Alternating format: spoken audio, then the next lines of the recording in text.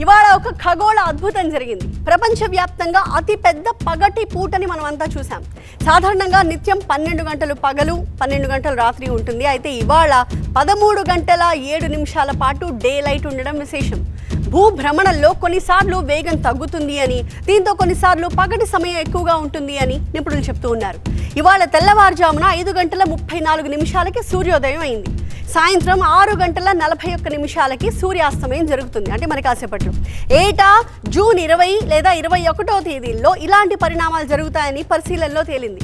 ఉత్తరార్ధగోళంలో ఉండే UK, US, Russia, Canada, Bharat, చైనాలో వేసవి ముగిస్తే అదే టైంలో దక్షిణార్ధగోళంలోని ఆస్ట్రేలియా, అర్జెంటీనా, చిలీ, న్యూజిలాండ్లో మాత్రం శీతాకాలం ప్రారంభమవడం ఖగోళ పరిణామ క్రమంలో మరొకమైన విశేషం. సాధారణంగా భారత్లో సూర్యోదయం అరుణాచల్ ప్రదేశ్లో స్టార్ట్ అవుతుంది. దోంగ్ గ్రామంలో సూర్యుడు ముందుగా ఉదయిస్తాడు. కానీ ఇవాళ మాత్రం మధ్యప్రదేశ్లోని ఉజ్జయినిలో తొలి సూర్యుడు ఉదయించాడు.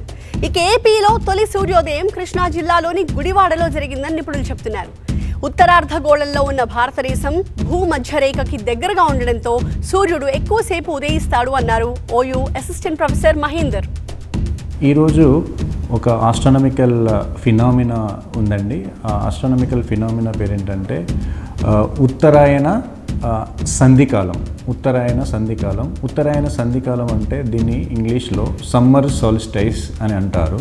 ఈ మన సౌర కుటుంబంలో సూర్యుని చుట్టూ అన్ని గ్రహాలు తిరుగుతాయి. అలాగే మన భూమి కూడా సూర్యుని చుట్టూ తిరుగుకుంటూ తన చుట్టూ తాను కూడా తిరుగుతుంది.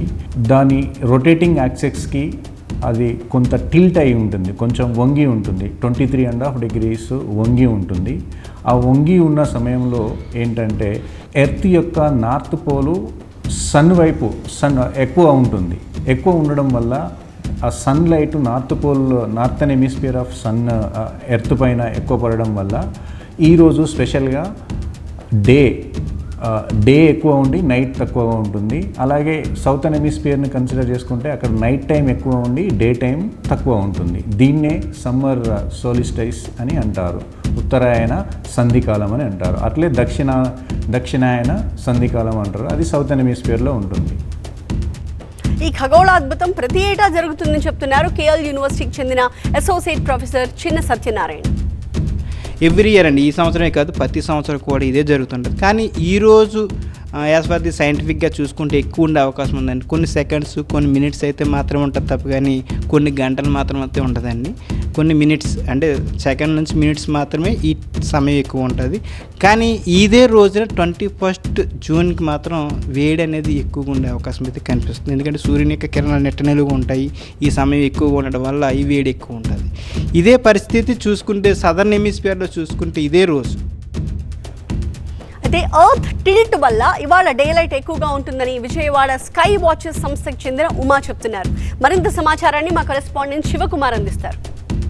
ఈ ఏడాదిలో అతిపెద్ద పగటి రోజు ఈరోజు అసలు ఎలాంటి ప్రత్యేకతలు ఉన్నాయి, దీనికి సంబంధించి ప్రస్తుతం మనతో మాట్లాడేందుకు విజయవాడ స్కై వాచెస్ నుంచి ఉమా ఉన్నారు. ఆ మేడంతో మాట్లాడే ప్రయత్నం అయితే చేద్దాం. మేడం, ఈరోజు పగటి వేళ ఎక్కువగా ఉంటుంది అంటున్నారు. అసలు ఏంటి కారణం ఏంటి, అసలు ఎలాంటి పరిస్థితులు ఉండబోతున్నాయి? ఇది మన ఈక్వేటర్. సో ఈక్వేటర్ పైన ఉన్నది మొత్తం మనకి నార్దర్న్ హెమిస్ఫియర్ అంటారు, కింద ఉండేది మొత్తం సదర్న్ హెమిస్ఫియర్ అంటారు. సో ఇక్కడ మనకి టాపిక్ ఆఫ్ క్యాన్సర్ ఉంటుంది, ఇక్కడ సదర్న్ వైపు టాపిక్ ఆఫ్ కేప్రికాన్ ఉంటుంది. సన్ ఎప్పుడు మనకి నార్త్ నుంచి సౌత్కి ట్రావెల్ చేస్తుంది, సౌత్ నుంచి నార్త్కి ట్రావెల్ చేస్తుంది in the period of 1 year.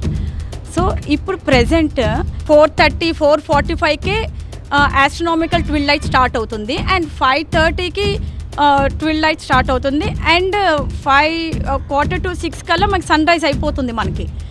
So sunset కూడా మనకి ఈవినింగ్ 7:15కి అవుతుంది. So it's a long day ఈరోజు. సో ఇవన్నీ మనకి ఎందుకు అవుతుంది అంటే కేవలం ఎర్త్ టిల్ట్ వల్ల మనకి సీజన్స్ కూడా ఫామ్ అవుతాయి. సీజన్స్ కానీ ఏదైనా సరే మనకి ఎర్త్ టిల్ట్ వల్లే ఫామ్ అవుతుంది మనకి.